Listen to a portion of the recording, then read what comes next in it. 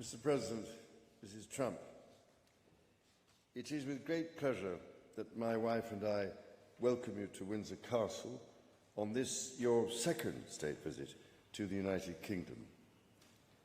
This unique and important occasion reflects the enduring bond between our two great nations, anchored by the deep friendship between our people.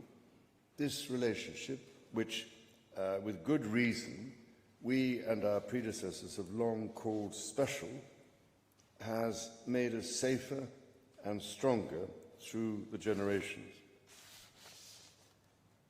Our people have fought and died together for the values we hold dear. We have innovated, traded, and created together, fueling our economies and cultures through myriad forms of exchange.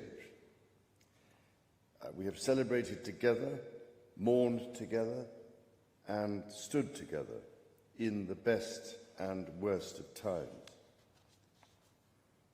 Mr. President, as we approach the 250th anniversary of the Declaration of Independence next year, it is remarkable to think just how far we have come. I cannot help but wonder what our forebears from 1776 would make of this friendship today. The rebel commander and pioneering First President George Washington famously vowed never to set foot on British soil. And my 5 times great-grandfather, King George III, for his part, did not spare his words when he spoke of the revolutionary leaders.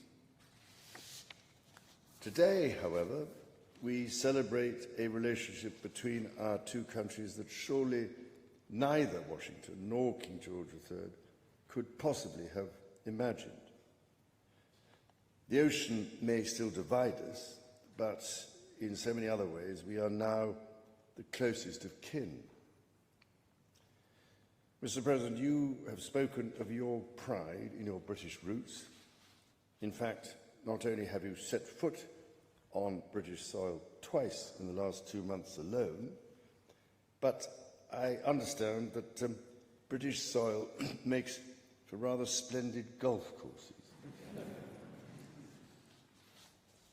Now, for my part, I have always admired the ingenuity of the American people and the principles of freedom which your great democracy has represented since its inception. Throughout my life, from the very first visit to the United States in 1970, and over 20 visits since that time, I have cherished the close ties between the British and American peoples. In fact, had the media succeeded in the 1970s in their own attempt at deepening the special relationship, I myself might have been married off within the Nixon family. Mr. President, from York to New York, from Birmingham, England to Birmingham, Alabama, we are united by a common language and shared heritage.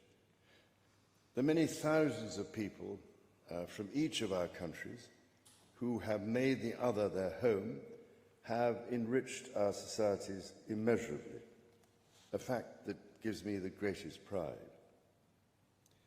Our cultural connections too continue to flourish, with our actors, musicians, writers and television presenters prospering in the hearts of transatlantic audiences.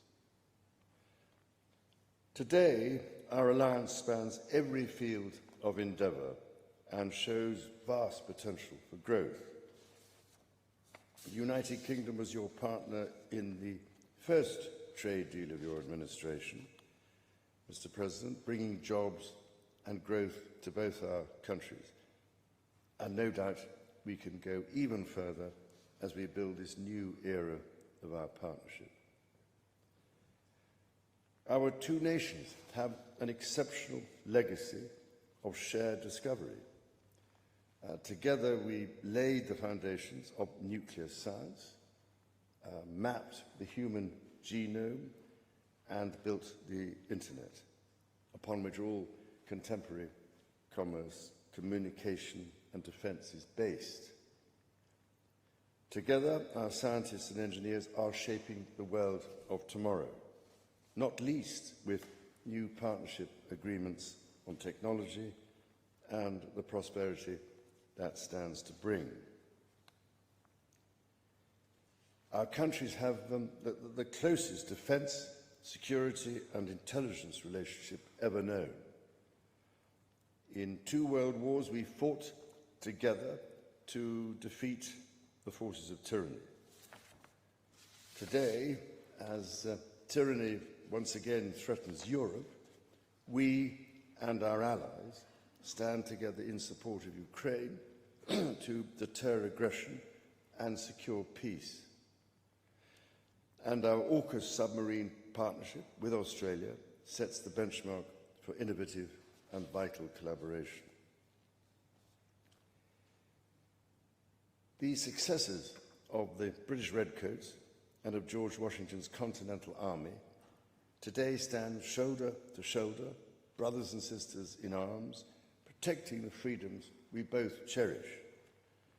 Our countries are working together in support of crucial diplomatic efforts, not least of which, Mr. President, is your own personal commitment to finding solutions to some of the world's most intractable conflicts in order to secure peace, lands and waters, above all, to ensure that we have clean water, clean air and clean food. Our legacy for the next 250 years and beyond is to ensure that our children, grandchildren and those who come after them can experience the awe and magnificence of the natural treasures found in the countryside, on the coasts, in the seas, and in the national parks established by your predecessors and mine. Mr. President, Mrs. Trump, the bond between our 2 nations is indeed a remarkable one. Forged in the fire of conflict, it has been fortified through our shared endeavours and burnished by the deep affection between our people. Tested time and again, it has borne the weight of our common purpose and raised our ambition for a better world. So, in renewing our bond tonight, we do so with unshakable trust in our friendship and in our shared commitment to independence and liberty. Therefore, as we celebrate this unparalleled partnership, allow me to propose a toast to President Trump and the First Lady, and to the health, prosperity and happiness of the people of the United States of America.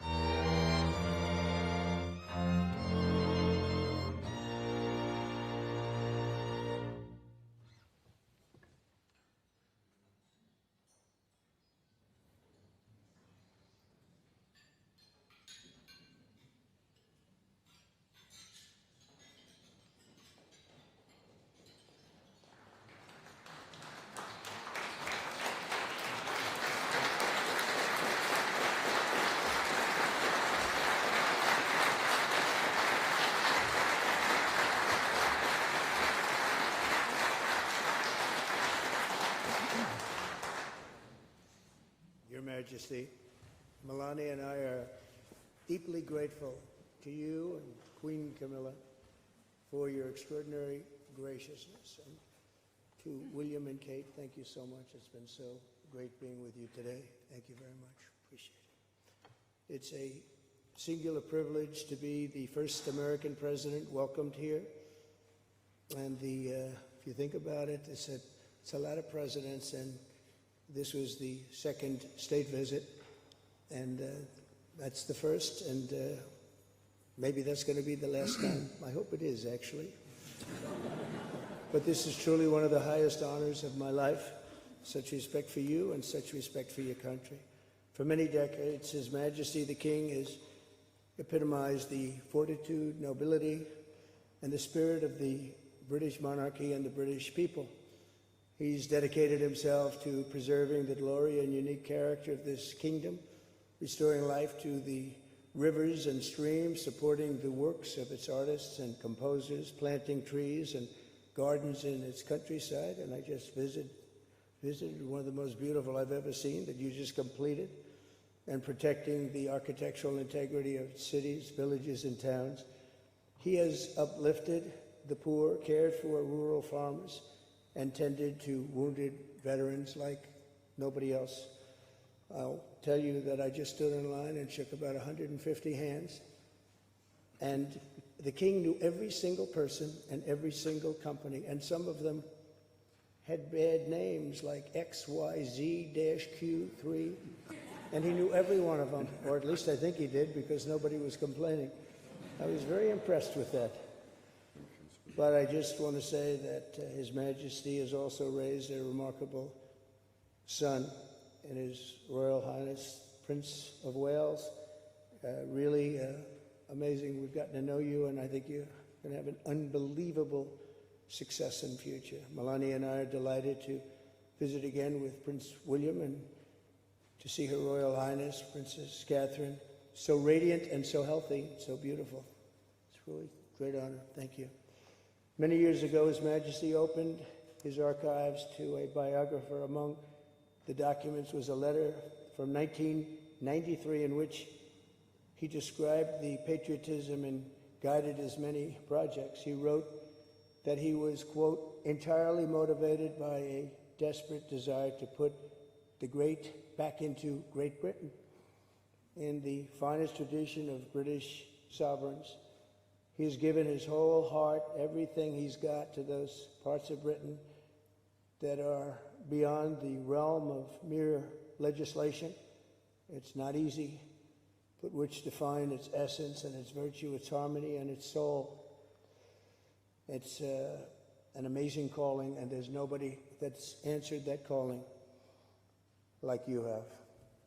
A fifth of all of humanity speaks, writes, thinks, and prays in the language born on these isles and perfected in the pages of Shakespeare and Dickens and Tolkien, Lewis, Orwell, and Kipling. Incredible people, unbelievable people like we have rarely seen before, probably won't see again. The lion-hearted people of this kingdom defeated Napoleon, unleashed the Industrial Revolution, destroyed slavery, and defended civilization in the darkest days of fascism and communism. The British gave the world the Magna Carta, the modern parliament, and Francis Bacon's scientific method. They gave us the works of Locke, Hobbes, Smith, and Burke, Newton, and Blackstone.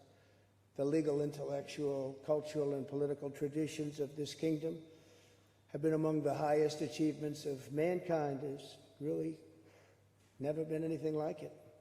The British Empire laid the foundations of law, liberty, free speech, and individual rights virtually everywhere the Union Jack has ever flown, including a place called America. You know that place very well, don't you? His Majesty spoke eloquently about the bond which inspired Sir Winston Churchill, and the bust is in the Oval Office right now, the beautiful bust of Winston Churchill, to coin the phrase special relationship. But seen from American eyes, the word special does not begin to do it justice.